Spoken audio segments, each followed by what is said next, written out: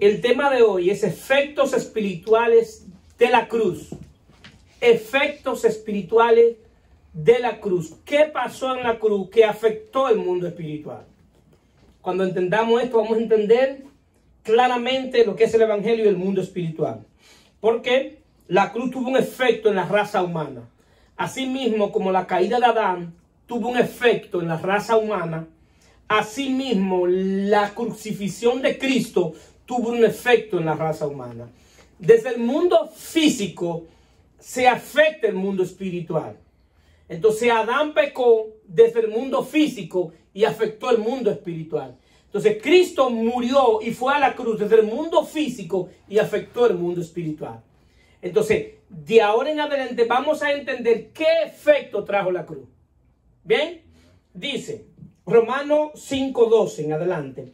Por tanto, como el pecado entró en el mundo por un hombre y por el pecado la muerte, así la muerte pasó a todos los hombres por cuanto todos pecaron. Pues antes que la ley había pecado en el mundo, pero donde no hay ley no se inculpa de pecado. No obstante, reinó la muerte desde Adán hasta Moisés, aún en lo que no pecaron a la manera de la transgresión de Adán, el cual es figura del que había de venir.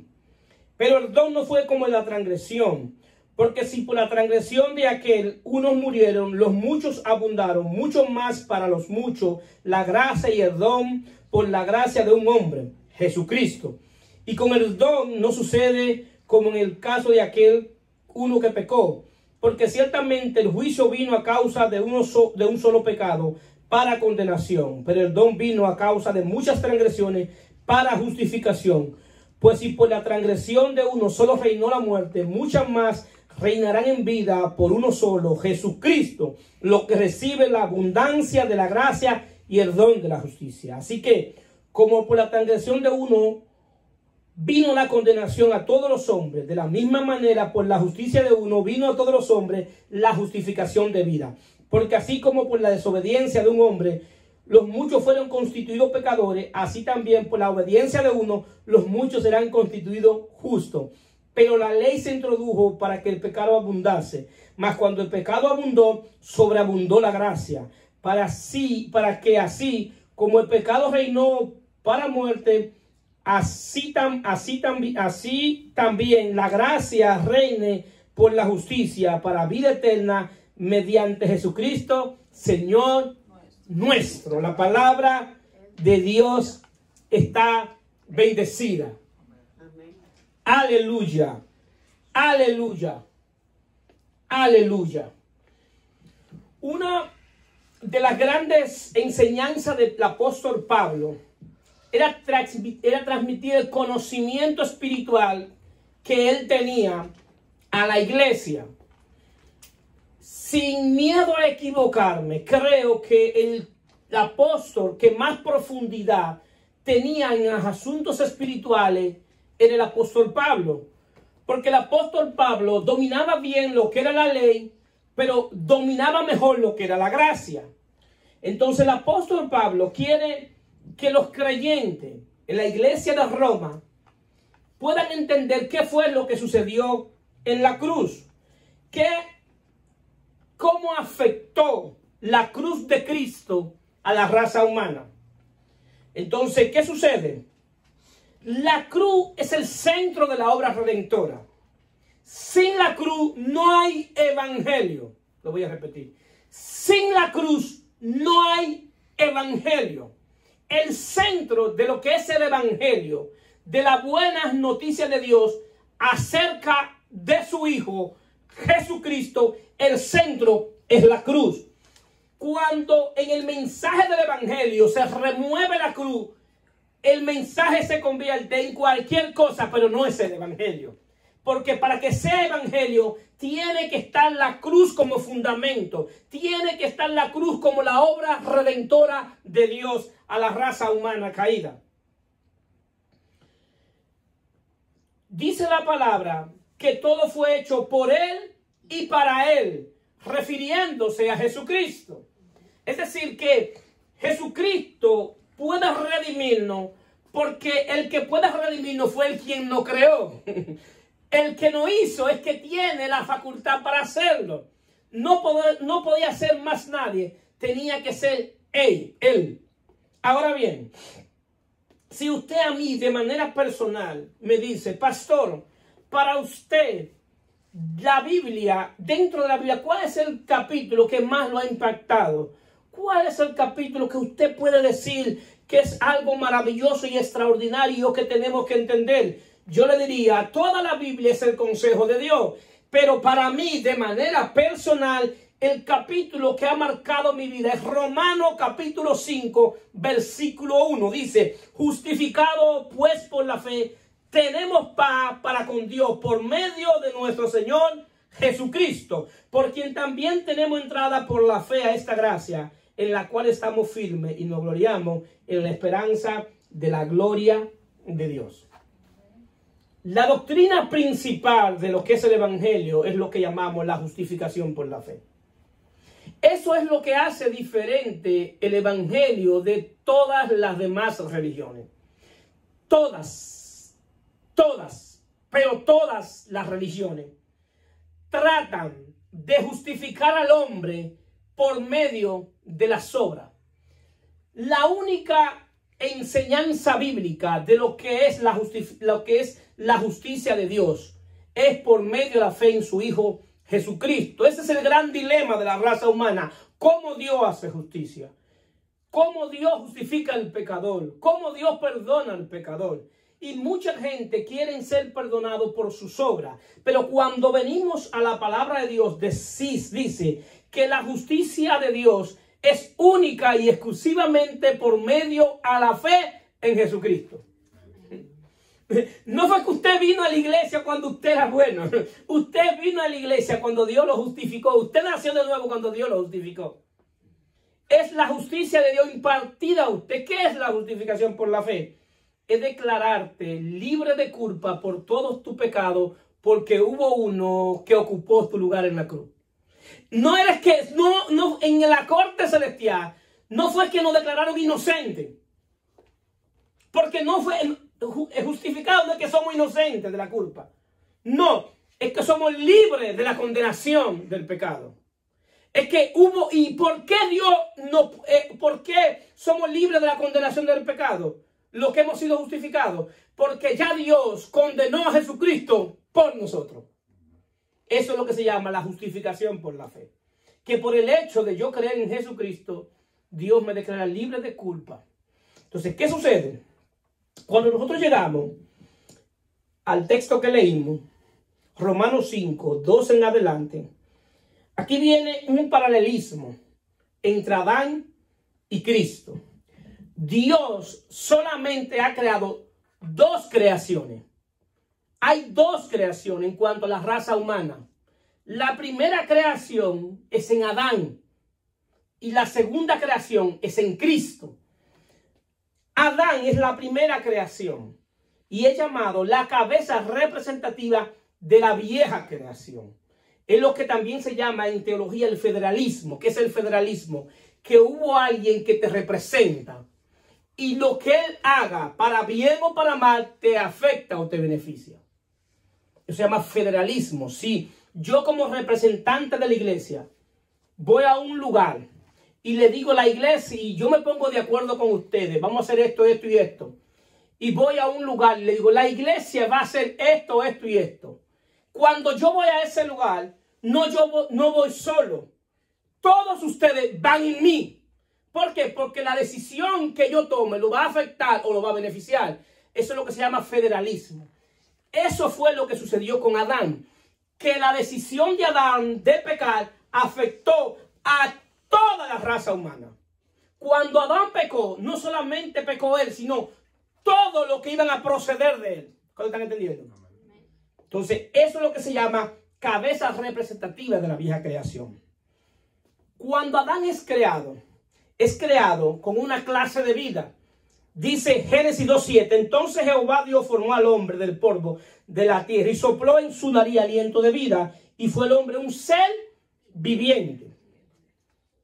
Ahora bien, la segunda creación de Dios es la nueva creación en Cristo, donde Cristo es el representante de la nueva creación, es la cabeza de la nueva creación. Por eso, 1 Corintios 15:45 dice, así también está escrito, fue hecho el primer hombre, Adán, alma viviente, y el postrer Adán, espíritu vivificante. ¿Qué implica eso? Que la vida de Adán era una vida administrada por el alma para vivir en la tierra, ausente del conocimiento espiritual de qué es la vida de Dios. Adán podía conocer todo lo que era respecto a la tierra, a lo que veía, a lo que tocaba. ¿Por qué? Porque el alma viviente es para vivir en la tierra. Adán es creado para vivir en la tierra. Ahora bien, la nueva creación que es en Cristo Jesús trae otra clase de vida, que es lo que se llama la vida del Espíritu, la vida Zoé, la vida de Dios. Es la única vida de Dios. Esa vida no es creada. ¿Por qué? Porque esa es la vida de Dios. Entonces la vida de Dios es en el Espíritu que opera. Bien, ahora bien, como Adán tenía una clase de vida en el alma, administrada por el alma para vivir en la tierra, todo el pecado que hizo, que afectó su vida en la tierra. ¿Por qué? Porque era la vida para vivir en la tierra y fue afectada. Entonces, ¿qué pasa? No solamente afectó la vida en la tierra, sino que afectó el hombre interior. ¿Por qué? Porque el alma comenzó a estar muertas en delitos y pecados. El alma se desconectó de la vida de Dios. El alma adquirió una naturaleza pecaminosa. Pero otra cosa peor, que le dio entrada a la muerte. La muerte en términos bíblicos es la separación del hombre y Dios. Eso es lo que se llama muerte en la Biblia. La separación espiritual del hombre y Dios. Por eso Jesús dice que el que cree en Él no muere. ¿Por qué? Porque cuando hemos nacido de nuevo tenemos vida eterna. ¿Pero dónde? En el Espíritu. Ahora bien, por eso en el 2 dice, por tanto, como el pecado entró en el mundo por un hombre y por el pecado la muerte, así la muerte pasó a todos los hombres por cuanto todos pecaron. Entonces, ¿cómo es posible que la muerte pasara a todos los hombres si solamente pecó Adán? Porque Adán no estaba representando. En Adán estábamos todos nosotros. En la simiente de Adán estábamos todos nosotros. Y el comportamiento que tuvo Adán es el mismo comportamiento que nosotros hubiésemos tenido si hubiésemos estado ahí. Porque estábamos en él. ¿Qué sucede? Después del pecado entra la naturaleza pecaminosa y es lo que se llama el viejo hombre, la vieja naturaleza, la naturaleza adámica. Entonces, ¿qué sucede? Adán cada vez que se multiplicaba transfería su pecado. Pero no solamente transfería su pecado, sino que el pecado se multiplicaba, sobreabundaba. Si nos damos cuenta, Adán tuvo el primer pecado físicamente, que fue comer la pareja de comer del árbol. Pero después de comer del árbol, ¿qué vino? La muerte, el homicidio. Porque un hijo de Adán mató a otro hermano. Entonces, comenzó, ya no solamente había un solo pecado, sino que había más pecado. Ya no solamente está la desobediencia por el comer del árbol, sino también por matar. ¿Qué sucede? El problema, según lo que dice Pablo, que de Adán hasta Moisés había pecado. Pero el pecado estaba no afuera, sino dentro del hombre. Entonces Dios no podía juzgar al hombre por el pecado que estaba dentro, porque lo que Dios iba a juzgar era la manifestación del pecado. Es decir, no era el deseo de matar, sino que Dios te podía condenar cuando tú mataras. Entonces, por eso él dice que hubo pecado desde Adán hasta Moisés. ¿Por qué hasta Moisés? Porque cuando viene Moisés que se le da la ley. Se le da la ley a Moisés. Entonces, la pregunta, ¿para qué se le da la ley? La ley al principio se le da para modificar y regular la conducta del hombre, para poner al pueblo de Israel en orden. La ley venía para modificar la conducta. Ese es el objetivo de la ley. Pero Pablo se va más allá. Como el pecado estaba dentro del hombre, Dios necesitaba que el pecado se manifestara. ¿Para qué? Para nombrarlo, juzgarlo y condenarlo. Por eso Pablo dice, Romanos 5:20, pero la ley se introdujo para que el pecado abundase. Mas cuando el pecado abundó, sobreabundó la gracia. Es decir, que Dios no estaba en la intención de condenar al hombre por un solo pecado. Estaba siendo condenado por el pecado de Adán, pero luego, cuando el hombre comienza a pecar, entonces debe ser condenado por su propio pecado. Entonces la ley es dada para eso, para que el pecado abunde, para que el pecado salga a la luz. Entonces, ¿qué sucede? Cuando el pecado sale a la luz, el hombre manifiesta lo que es, que tiene una naturaleza pecaminosa. Entonces la ley no es dada para que el hombre exactamente deje de pecar. ¿Por qué? Porque el hombre peca porque tiene una naturaleza pecaminosa. Es decir, lo que iba a impedir que el hombre dejara de pecar no era la ley. Todo lo contrario. La ley iba a hacer que el pecado se manifestara. Romanos 3:19. Ya que por las obras de la ley ningún ser humano será justificado, porque por medio de la ley es el conocimiento del pecado. Lo que le da conocimiento de lo que es el pecado es la ley. Romanos 7:7. ¿Qué pues diremos? ¿La ley es pecado? En ninguna manera. Pero yo no conocí el pecado sino por la ley, porque tampoco conociera la codicia si la ley no dijera no codiciarás. ¿Qué sucede? La ley cumplió su propósito para lo que fue dada. Pero la ley no es dada para que el hombre viva bajo la ley. Porque la ley tenía un propósito.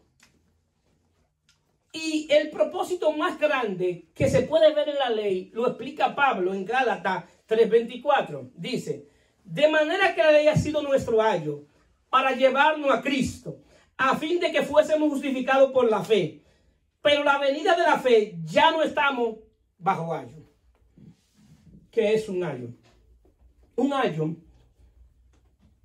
hay dos conceptos de lo que era un ayo. Una, que era un esclavo ilustrado de confianza de la casa, que llevaba a los hijos para estudiar. Y lo llevaba a estudiar, lo guiaba, lo cuidaba, pero no le enseñaba. No tenía capacidad de enseñarlo. Para los judíos, un ayo era alguien que llevaba a sus hijos a la sinagoga. Pero el ayo solamente llevaba al hijo a la sinagoga y lo dejaba en la puerta de la sinagoga. En la sinagoga necesitaba un maestro. Pablo lo que está diciendo, que la ley fue ese que nos llevó a Cristo. ¿Para qué? Para que quien nos enseñe sea Cristo. Porque la ley no me puede enseñar. No porque la ley sea mala. La ley es espiritual. Es buena y es de Dios. El problema no está en la ley. El problema está en nuestra naturaleza porque fuimos vendidos al pecado. Todo aquello que se te imponga como ley en la naturaleza pecaminosa va a provocar que tú tengas de hacer lo contrario, de hacer lo que se te prohibió. Por eso cuando se te prohíbe comer algo es lo que más deseo te da. ¿Por qué? Porque tu naturaleza va a querer lo que te prohíben. Esa es la naturaleza humana, esa es la naturaleza del hombre caído. Entonces, ¿qué sucede? Ahora ha llegado Cristo. Nosotros ahora no necesitamos la ley, necesitamos a Cristo. ¿Por qué? Porque la ley fue nuestro ayo hasta que lleguemos a Cristo, para que viviéramos bajo la vida de Cristo. Ahora entra lo que es el fundamento y de lo que es los efectos espirituales de la cruz. Todo lo que dije es para poder llegar a la cruz, para que podamos llegar a lo que Pablo quiere explicar. Cuando vemos la nueva creación que es en Cristo Jesús, vemos a Cristo como el postrer Adán o el segundo Adán. Asimismo, el pecado entró por la desobediencia de Adán. Pero como entró el pecado por la desobediencia de Adán, asimismo entró la justicia por la obediencia de Cristo en la cruz. ¿Qué sucede? Si nosotros no entendemos qué fue lo que sucedió en la cruz, vamos a estar, como se está celebrando esta semana, la Semana Santa, todo el mundo celebrando una Semana Santa sin entender qué fue lo que sucedió. Porque se limitan a las cosas físicas de la cruz. Se limitan a ver el madero, se limitan a verlo tendido en el madero. Y la gente lo ve, y la sangre, y llora y dice, mira lo que pasó ahí. Y se mete lo emocional porque él murió. Y vemos la película, la pasión de Cristo, y está la lloradera porque vimos todo lo que sucedió. Y es verdad, todo eso y más de ahí sucedió. Pero eso tuvo un efecto espiritual. Tenemos que ver qué fue lo que Dios hizo en la cruz. La cruz es un lugar de juicio. Es un lugar de maldición, porque es maldito todo aquel que es cortado en un madero. Todo aquel que es cortado en un madero es maldito. ¿Cómo es posible para el hombre natural entender que Dios le había dicho a Abraham, en tu simiente serán benditas todas las naciones de la tierra? Es decir, que el nacimiento de Jesús es el nacimiento de una bendición caminando. Cuando la gente veía a Jesús era la bendición de Dios caminando. Era el verbo encarnado. Pero ¿cómo asimilamos en nuestra mente humana, natural, que ese que fue que es la bendición de Dios para el mundo en una cruz es colgado como un maldito? Ese que no tuvo pecado es colgado no solamente por nuestro pecado, sino que Dios lo hizo pecado. Ese que decía que era la luz del mundo fue colgado en un madero, no como la luz del mundo, sino como alguien que estaba lleno de tinieblas por nuestro pecado. ¿Cómo entenderlo? Porque esa cruz tuvo un efecto espiritual, porque lo que Dios estaba juzgando era la raza caída descendiente de Adán. Cristo era 100% hombre, pero al mismo tiempo 100% Dios. Como hijo de hombre, que la Biblia llama el hijo del hombre, es descendiente de la raza humana, porque tenía un cuerpo humano. Pero es descendiente de Dios porque tenía vida en el espíritu, porque fue engendrado por el espíritu. Entonces 100% Dios y 100% hombre. Como hombre estaba representando al hombre en la cruz. Asimismo como Adán nos estaba representando en el Edén, asimismo Cristo nos estaba representando a todos nosotros en la cruz.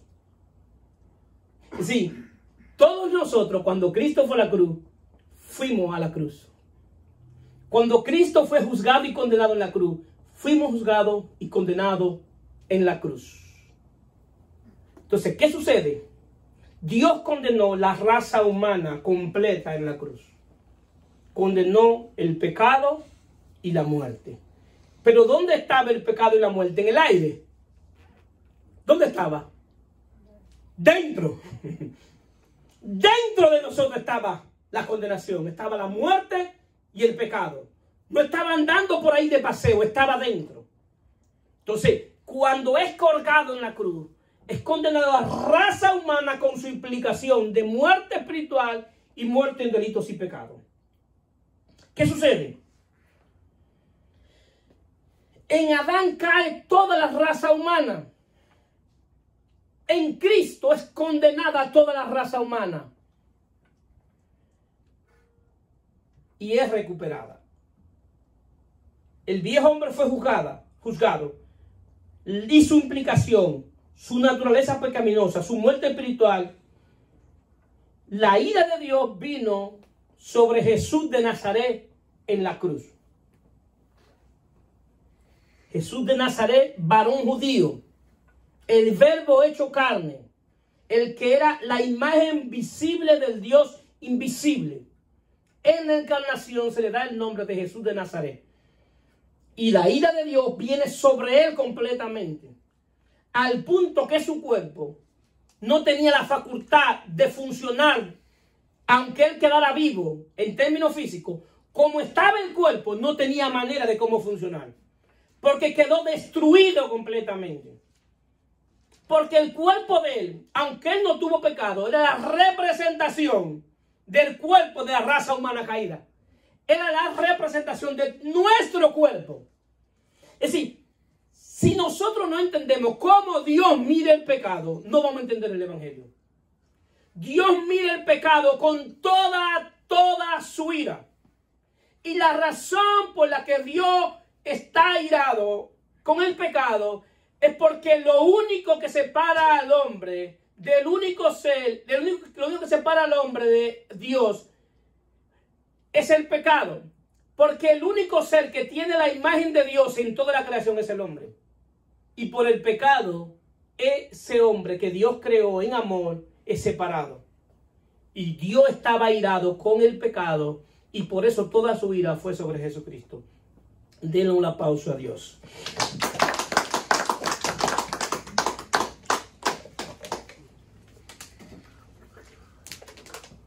Ahora bien, sin entender la cruz, no se puede entender lo que es la gracia. Para entender lo que es la gracia de Dios, no es necesario entender qué sucedió en la cruz. Si hoy todavía la predicación de la gracia hoy no es entendida porque no se ha entendido lo que es la cruz. Ahora bien, si no entendemos lo que es la gracia a raíz de las Escrituras, si no entendemos lo que es la ley a raíz de las Escrituras, no va a haber un entendimiento de lo que Dios hizo. Nosotros tenemos que ver la cruz como el centro, de ahí parte todo. Entonces, ¿qué sucede? Cuando Pablo predica la gracia, el evangelio de la gracia de Dios, que es el evangelio de las buenas noticias de Dios, donde lo que Dios hace, no lo hace en tu fuerza, sino lo hace por medio de su Espíritu. No lo hace en tu poder, sino en el poder de Él, en el Espíritu. ¿Cuántos dicen amén? Tan sencillo como eso. Entonces, cuando Pablo le toca predicar la gracia, le toca predicar la gracia en iglesia donde se había enseñado mucho de la ley. Y la gente entendía más de la ley que de la gracia. Y cuando Pablo viene a predicar este evangelio, le decían, pero ¿qué es lo que este hombre está predicando? ¿Qué es lo que este hombre está enseñando? Y le levantan una calumnia a Pablo. Y le dicen, y esa calumnia la abre en Romanos 3, 7 y 8. Porque como no entendían la cruz, no entendían la gracia, estaban diciendo que Pablo estaba diciendo que debían pecar deliberadamente para que la gracia abunde. Es decir, como la gracia cubre mis pecados, yo voy a pecar deliberadamente. Eso no es la gracia, eso es libertinaje. Eso es falta de entendimiento. Es que la gracia tú puedes vivir como tú quieras. Usted no entiende la gracia. Si usted dice que la gracia te enseña a vivir como tú quieras, tú no has entendido la gracia. Debe volver para atrás para que aprenda. ¿Por qué? Porque no es eso lo que enseña la gracia. La gracia lo que enseña básicamente es que en el poder de Dios es que podemos salir de nuestra condición pecaminosa. Que no es en tu fuerza. La gracia enseña que no es por medio de cumplir leyes que tú vas a salir de tu condición pecaminosa. Entonces Pablo tiene que explicarle y decirle, no, no es eso lo que yo estoy diciendo. Lo que pasa es que ustedes no han entendido lo que yo quiero explicarle. Lo que ustedes no quieren entender es que en Cristo todos nosotros estábamos. Y Romanos 6 es la respuesta a una calumnia que le levantan a Pablo en Romanos 3, que dicen que él decía que se debía pecar deliberadamente. Y Pablo dice, Romanos 6, 1 en adelante, ¿qué pues diremos? ¿Perseveraremos en el pecado para que la gracia abunde? En ninguna manera. Porque lo que hemos muerto al pecado, ¿cómo viviremos aún en él? ¿Cuándo nosotros morimos al pecado? El día que abrazamos la fe en Jesucristo. Ese mismo día tú moriste al pecado. Si ese mismo día el pecado no se puede enseñorear de ti. ¿Por qué? Porque el pecado fue juzgado y condenado en Cristo. Y como fue condenado y juzgado en Él, ya no se puede enseñorear de ti. ¿Por qué? Porque el día que Cristo estaba en la cruz, como nuestro representante, ese mismo día estábamos todos nosotros. Ese mismo día todos murimos. Por eso Él dice, ¿o no sabéis que todos los que hemos sido bautizados en Cristo Jesús, hemos sido bautizados en su muerte? Porque somos sepultados juntamente con Él para muerte por el bautismo, a fin de que como Cristo resucitó entre los muertos por la gloria de Dios, así también nosotros andemos en vida nueva. Cuando Pablo habla aquí del bautismo, que sí hemos sido bautizados en Cristo Jesús, ¿qué es lo primero que ustedes piensan? El bautismo en agua, ¿verdad? Pero no es eso lo que está hablando. La reconciliación. No, el bautismo es que cuando tú eres bautizado en el cuerpo de Cristo y eres unido a Cristo. El día que fuimos bautizados en Cristo, ese mismo día, no, en el mundo espiritual, no entraron en el cuerpo de Cristo. Al punto que en términos espiritual, todos nosotros estamos revestidos de Cristo. Por eso Pablo dice en Gálatas que si tú estás en Cristo, de Cristo estás revestido. En términos espiritual, todo aquel que ha creído en Cristo, de Cristo está revestido. Fuiste entrado en Cristo y Cristo se entró en ti. Es el ejemplo de un vaso que tú entras en el agua. Si yo tomo un vaso y lo entro aquí, el vaso se llena de agua, ¿verdad? Pero también el agua cubre el vaso. Eso pasó con nosotros. Que Cristo nos cubrió completo, pero también se nos metió por dentro. Eso es lo que Pablo quiere explicar con la palabra del bautismo, que es la palabra bautizo. Entonces él no está hablando aquí del bautismo físico, sino de un bautismo espiritual. Entonces, ¿qué sucede? Él dice que eso fue para que andemos en vida nueva. Porque si fuimos plantados juntamente con él en la semejanza de su muerte, así también lo seremos en la resurrección. Sabiendo esto, que nuestro viejo hombre fue crucificado juntamente con él, para que el cuerpo de pecado sea destruido, a fin de que no sirvamos más al pecado. Pablo, ¿qué está diciendo es? Si tú creíste en Cristo, tú fuiste plantado en la cruz con él. Si tuviste fe en Cristo de corazón, tú fuiste plantado en la cruz. Cuando bajaron a Cristo de la cruz para sepultarlo, ahí estábamos nosotros. En la tumba, ahí estábamos nosotros. Pero lo mejor de todo, que en la resurrección, ahí estábamos nosotros. Por medio de la fe. Lo que pasa es que hoy todavía no se ha entendido lo que es el evangelio. Hoy no se ha entendido lo que es la gracia. Hoy no se ha entendido para qué fue dada la ley.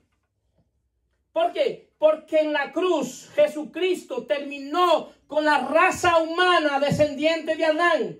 Después de la cruz, Dios no tiene más trato con el hombre que está en Adán. El hombre que está en Adán ya está condenado si no acepta a Cristo. Porque la condenación del hombre que está en Adán no es por causa del pecado, es por causa de negar a Cristo. Y esta es la condenación, que la luz vino al mundo y amaron más la tiniebla que la luz, porque sus obras eran malas. Es decir, que el que no está en Cristo está en Adán y ya está condenado. Ahora bien, el que ha abrazado la fe en Jesucristo, hay dos aspectos importantes, que es desde lo posicional hasta lo experimental. Me explico. Lo que Cristo conquistó en la cruz fue de manera posicional en el mundo espiritual. Y vamos así, abre una brecha, una ventana, para que todos aquellos que tengan fe experimenten lo que Cristo sucedió. Es decir, que los que tienen fe en Jesucristo ahora van a experimentar lo que Él pasó. Su muerte y su resurrección. Para ser participante de la vida de Cristo, tenemos que ser participante de su muerte. Y ser participante de su muerte es negarte a vivir en tu propia voluntad. Entregar tu voluntad. Porque por todo murió, para que los que viven ya no vivan para sí, sino por aquel que murió y resucitó por ellos. Nadie puede vivir la nueva vida en Cristo si antes no ha muerto a vivir para sí. El requisito sine qua non, indispensable para vivir la nueva vida en Cristo es dejar de vivir para nosotros y vivir para aquel que murió y resucitó por nosotros. ¿Cuándo dicen amén? Ese es el verdadero nuevo nacimiento en términos espiritual. Y usted va a pasar de lo posicional a lo experimental. Y la experimental es que la gracia de Dios va a fluir a favor de ustedes. De todos nosotros va a fluir. Por medio de la fe en Jesucristo. Dice Romanos 5:17. Pues si por la transgresión de uno solo reinó la muerte, mucho más reinarán en vida por uno solo, Jesucristo, los que reciben la abundancia de la gracia y el don de la justicia. El día que nosotros abrazamos a Cristo por la fe, pasamos de lo posicional a lo experimental, pero ahora debemos experimentarlo en términos espiritual, y es cuando nosotros vivamos para Él. porque hemos recibido no solamente el perdón, sino oiga como dice Pablo, la abundancia de la gracia y el don de la justicia. Eso está en su espíritu. Eso está en la corte celestial. Usted ahora mismo es presentado como un hijo de Dios. Esa es la razón que el día que nosotros partamos de aquí, pasamos a la presencia de Dios. Por eso es que no hay condenación para los que están en Cristo Jesús. ¿Por qué? Porque la condena que debíamos recibir, la recibió Cristo por nosotros. La razón por la cual cuando nos lleven a la corte celestial, si nos llevan a juzgarnos, no nos pueden juzgar por nuestros pecados. Porque ya Él pagó por mi pecado. Y por eso no hay quien nos condene. Por eso no hay condenación para los que están en Cristo Jesús. ¿Qué es estar en Cristo? Es estar unido a Cristo en el Espíritu. Y es ser lo que Él es. Estar en la iglesia no es sinónimo de estar en Cristo. Tengo que ser responsable con eso. Como pastor tengo que ser responsable con eso. Estar en la iglesia no es sinónimo de estar en Cristo. Porque la iglesia no da salvación, ni da nuevo nacimiento. Quien da salvación es Cristo Jesús, y quien da un nuevo nacimiento es el Espíritu. Así que usted puede estar de 20 a 100 años en la iglesia y no haber nacido de nuevo. ¿Por qué? Porque ha estado en la religión. Esa es la diferencia de estar en Cristo y estar en la religión. Cuando usted se une a Cristo, se une a un espíritu.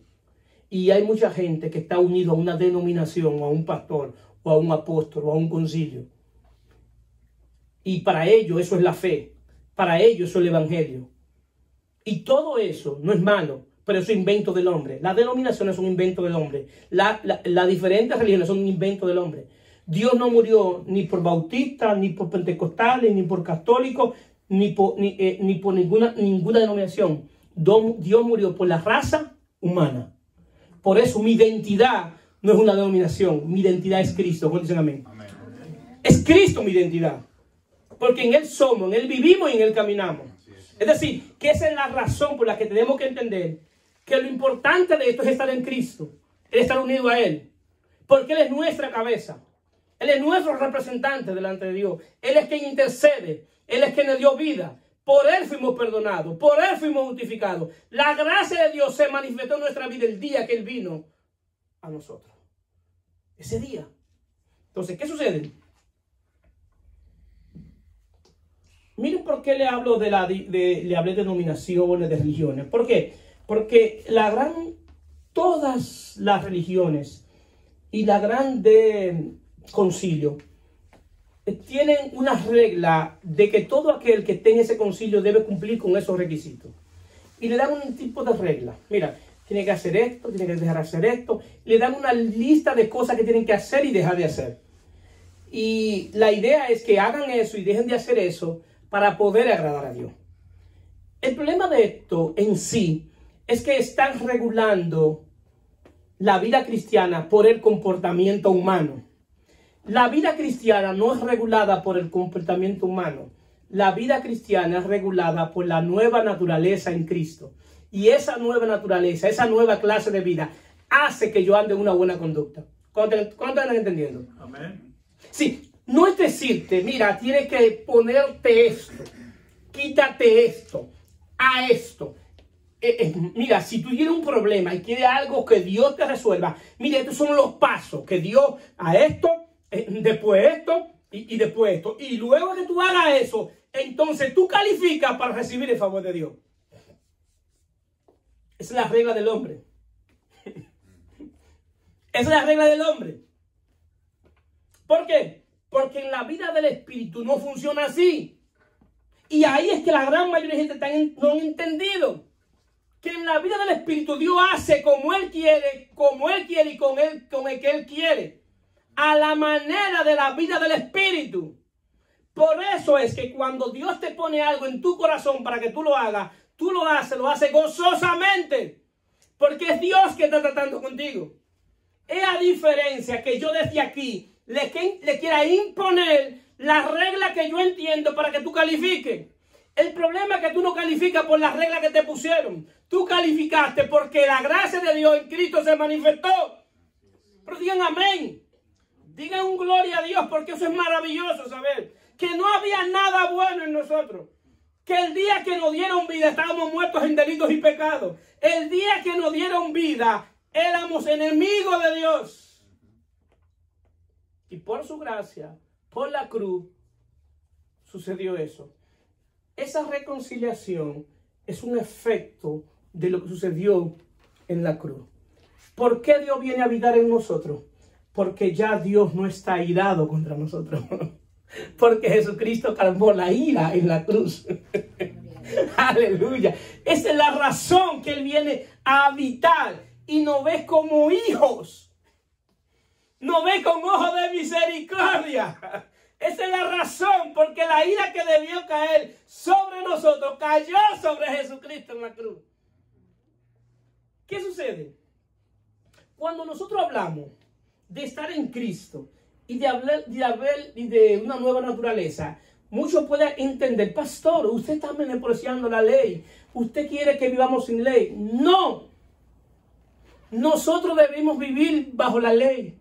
Pero no bajo la ley de Moisés, sino bajo la ley de Cristo.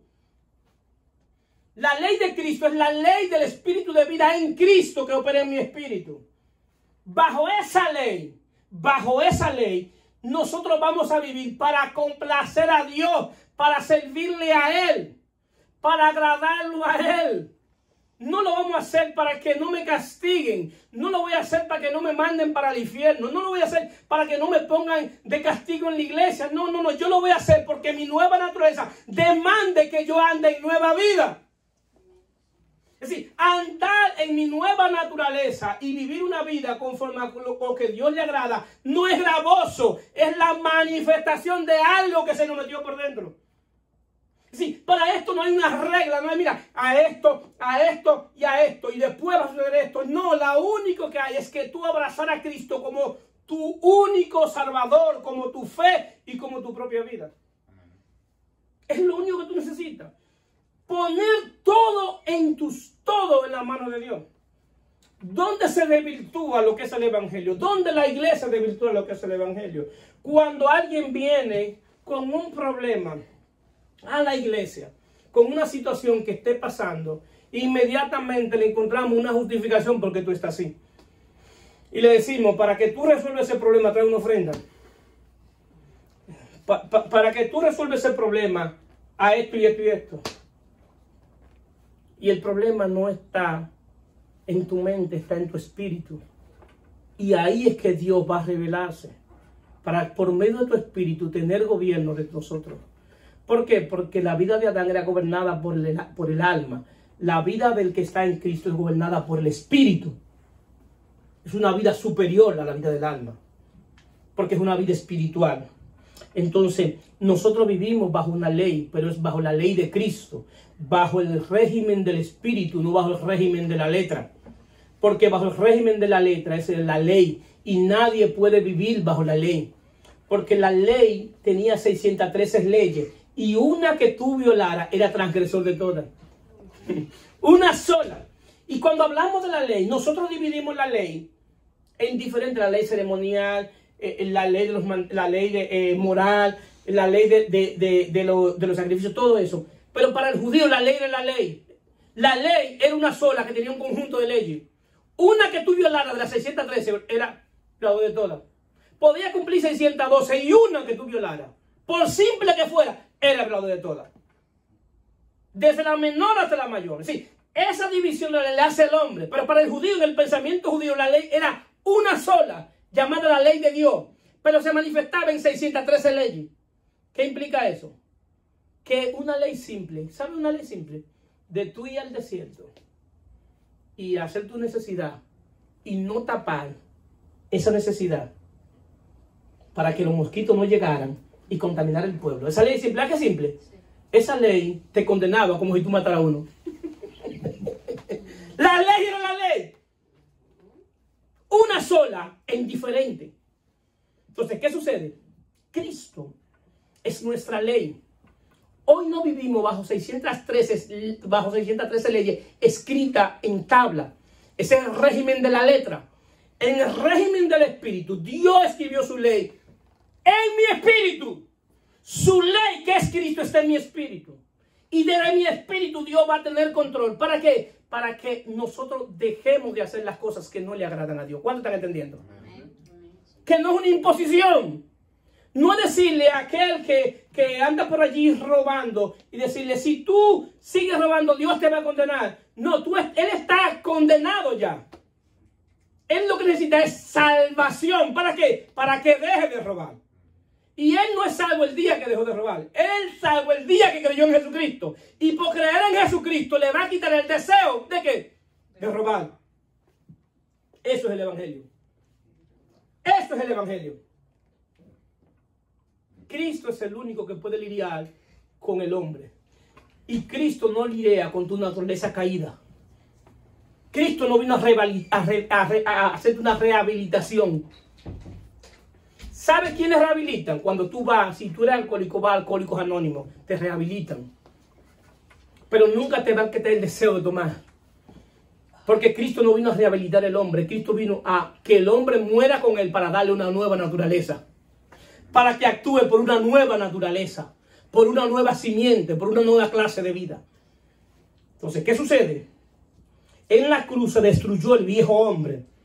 En la resurrección, que hoy se está celebrando, inicia un nuevo hombre. Pero inicia también un nuevo pacto.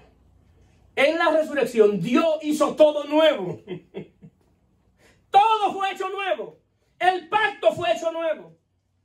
El espíritu hecho nuevo. Se nos da el espíritu de Cristo. La mente hecha nueva. Se da la mente de Cristo. El corazón del hombre hecho nuevo. Se le da un corazón espiritual. Se le quita el corazón de piedra. Todo fue hecho nuevo.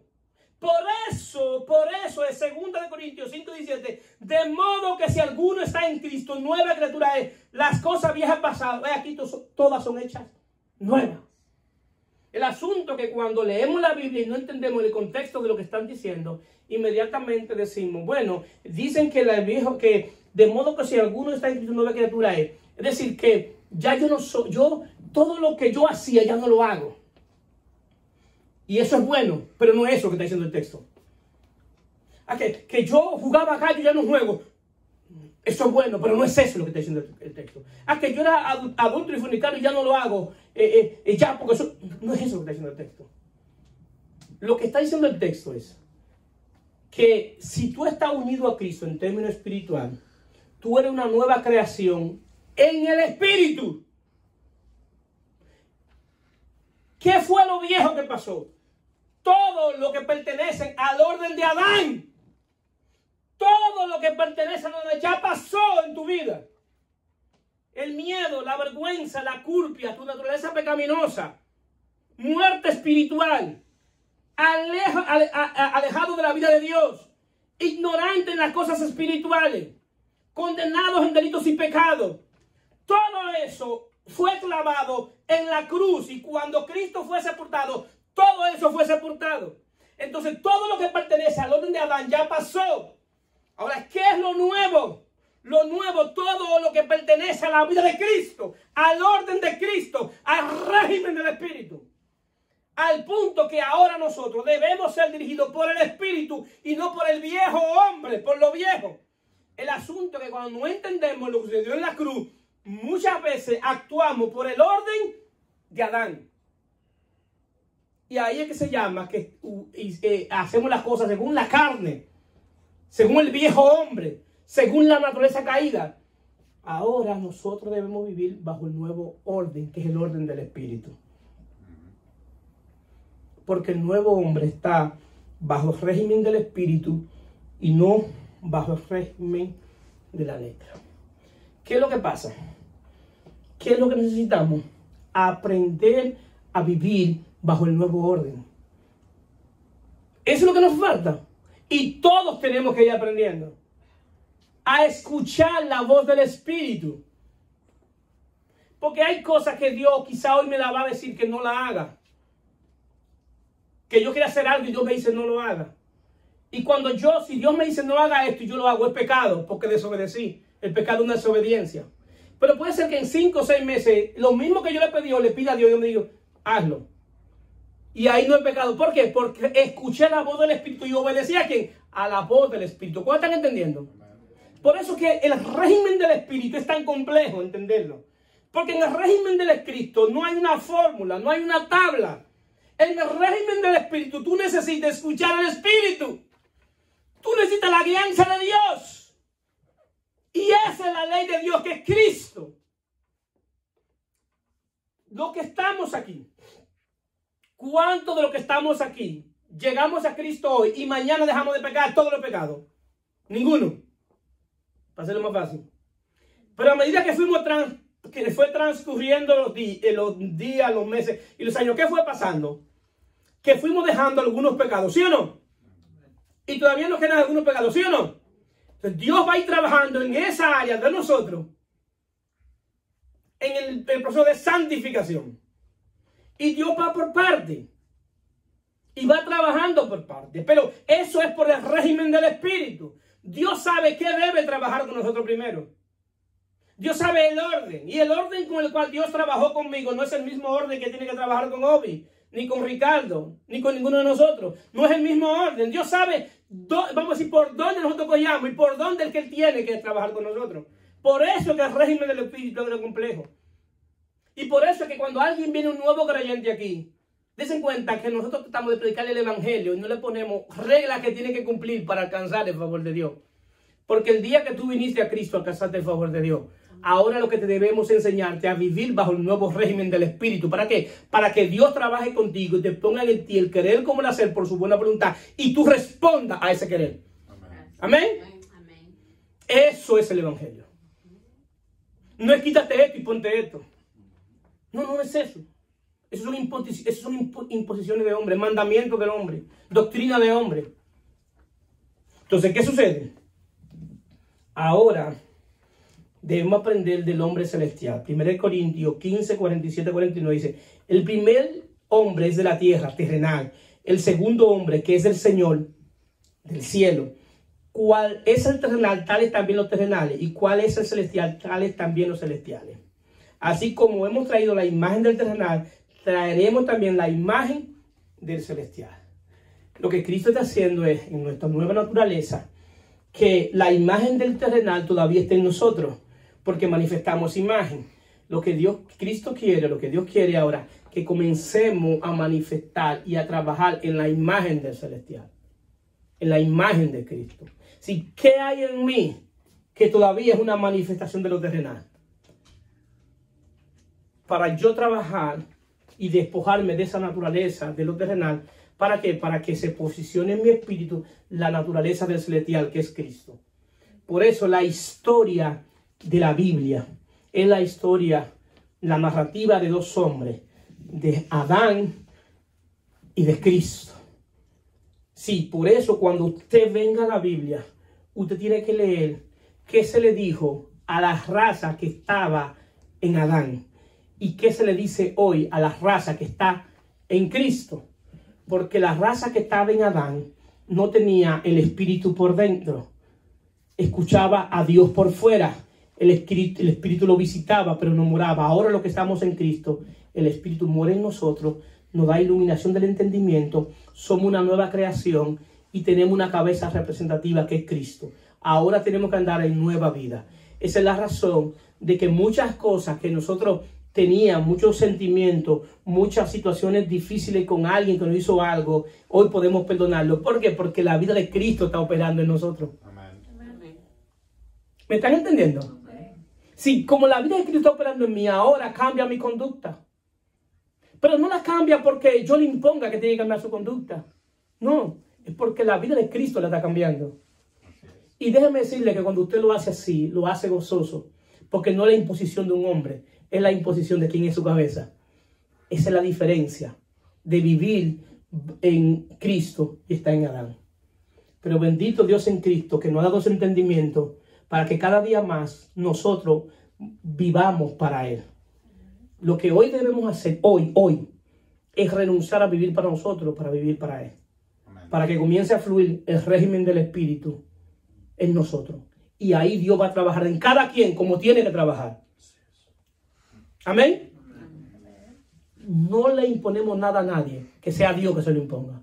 Pero el día que Dios se lo imponga, obedézcanle a Dios. Porque el carácter del Señor es muy fuerte.